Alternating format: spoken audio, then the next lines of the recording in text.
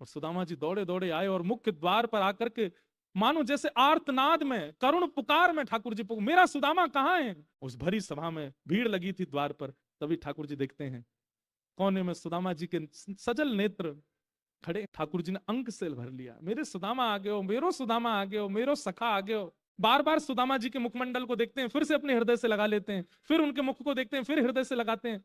और सुदामा जी को संकोच हो रहा है, ठाकुर जी के स्पर्श के सुख से वो आनंदित हो रहे हैं, पर इतनी सभा देख के वो संकोच कर रहे हैं कि लाला इतना प्रेम प्रकट मत करे, नहीं तो पे सबरे प्रश्न उठावेंगे। इतना इतना प्रिय सखा और ये दशा में। सुदामा जी ने अपने गाल से, अपने अधर से, अपनी नाक से, अपने माथे से सबसे स्पर्श किया सुदामा जी का। अपने नेत्रों के जल से मानो अभिषेक कर दिया सुदामा जी का। बहुत देर हो गई, ठाकुर जी द्वार पे ही बस अंक में भरे भरे खड़े हैं, और जितने लोग वहां खड़े हैं सब देख करके आश्चर्य कर रहे हैं, ये कौन? भगवान बोले, बड़े दिन में आए सुदामा। अरे देखो द्वारिका वासियों, ये मेरा सखा सुदामा, मेरा प्राण सुदामा है। कभी इसके बारे में तुमने नहीं सुना होगा, ये क्योंकि प्रचार नहीं करता है, आज आया पहली बार द्वारिका। और ठाकुर जी गले में गलवैया डाल करके सुदामा जी को लेकर के भीतर जा रहे हैं। और बीच बीच में चलते चलते ठाकुर जी को जाने क्या होता है, रोकते हैं, फिर सुदामा को अंग से भर लेते हैं।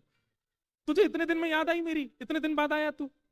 मानो आज ठाकुर जी अपना राजकीय स्वरूप भूल गए हो। सुदामा जी को लेकर के अपनी स्वधर्मा सभा में पहुंचे, जहां ब्रह्मादि देवता भी आते हैं, और किसी आसन पर नहीं, किसी सामान्य कुर्सी पर नहीं, किसी सामान्य चौकी पर नहीं, द्वारिका के राज सिंहासन पर ले जाकर के सुदामा जी को बैठा दिया। बैठिए। सुदामा जी बोले, लाला मैं यहाँ को अधिकारी ना हूं। ठाकुर जी बोले, आपका अधिकार मुझसे अच्छा कोई नहीं जानता, बैठ जाओ चुपचाप, यहीं बैठो। और रुक्मणी जी को इशारा किया, देख क्या जल्दी पात्र लाओ, चरण धोने हैं सुदामा जी के।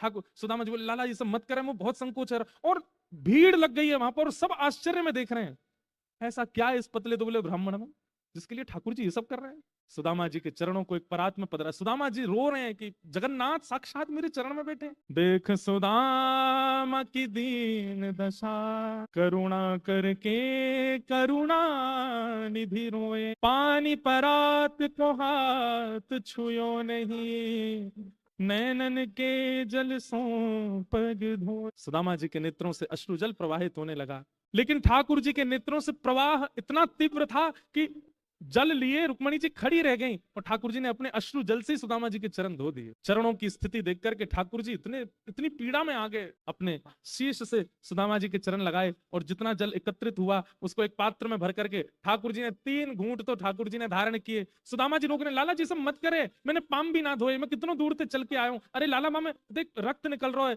मेरी एड़ी